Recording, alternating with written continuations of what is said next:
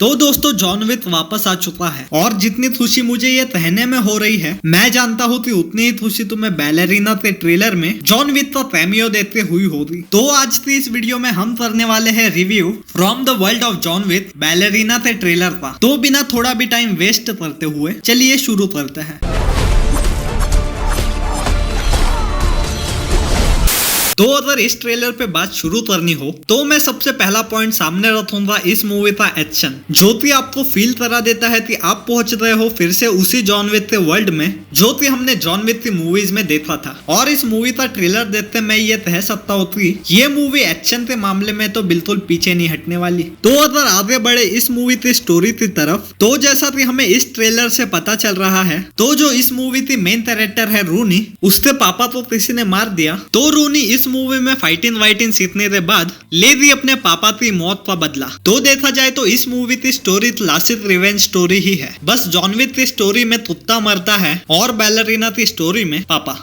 साथ ही हमें इस ट्रेलर में जॉन विक का कैमियो भी देखने मिला। और अगर कुछ लोग कंफ्यूज हो कि जॉन विक चैप्टर 4 के एंड में तो जॉन विक मर गया था, फिर जिंदा कैसे हो गया, तो मुझे ऐसा लगता है कि ये जो कैमियो देखा हमने जॉन विक का, ये कैमियो जॉन विक की टाइमलाइन में जॉन विक चैप्टर 2 के बाद का हो सकता है। क्योंकि अगर इस ट्रेलर में जॉन विक वाले शॉट को गौर से देखें तो इस शॉट में जॉन विक के फेस पे कट्स है, जैसे सेम कट्स हमने जॉन विक के फेस पे जॉन विक चैप्टर 2 के एंड में भी देखे थे। लेकिन कुछ कह नहीं सकते क्योंकि वो बाबा यावा है और फेस पे कट्स होना तो उसके लिए रोज की बात है। तो ये कैमियो पहले का भी हो सकता है, लेकिन मैं इतना कंफर्म कह सकता हूँ कि जॉन विक चैप्टर 4 के बाद का तो बिल्कुल नहीं होगा। क्योंकि मुझे नहीं लगता कि जॉन विक चैप्टर 4 के एंड में जॉन विक को इतनी अच्छी एंडिंग देने के बाद अगर मेकर्स जॉन विक को फिर से जिंदा करना चाहे तो मुझे ऐसा लगता है कि उसका रिटर्न जॉन विक से ही किसी सीक्वल मूवी में होना चाहिए। Yes, exactly.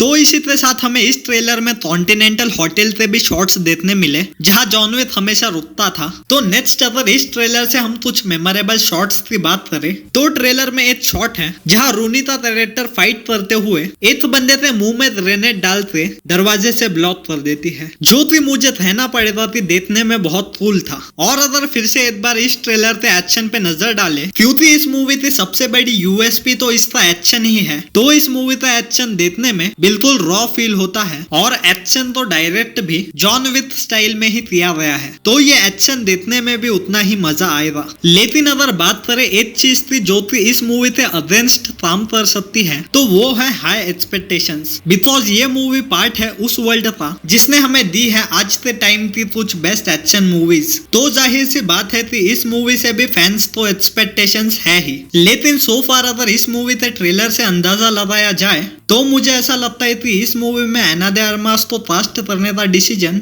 बेस्ट था। क्योंकि हमने इससे पहले जेम्स बॉन्ड और घोस्टेड जैसे प्रोजेक्ट्स में एना दे आर्मास को एक्शन रोल में देखा ही था और उन मूवीज में उनके एक्शन में जो चार्म था वही फील होता है हमें इस ट्रेलर से भी। तो अब तक तो ये मूवी बहुत सही जा रही है, क्योंकि फ्रूट्स में आम और मूवीज में एना दे आर्मास हमेशा अच्छे ही लगते हैं। तो इतना ही था इस वीडियो के लिए। आपको क्या लगता है कि Ballerina movie John Wick universe के बाहर को ऊपर ले जा पाएगी या नहीं, कमेंट्स में जरूर बताना। साथ ही अगर आपको ये वीडियो पसंद आई हो तो वीडियो को लाइक कर देना और अगर ज्यादा पसंद आई हो तो चैनल को सब्सक्राइब भी कर देना। मिलते हैं किसी और वीडियो में, तब तक के लिए Thanks.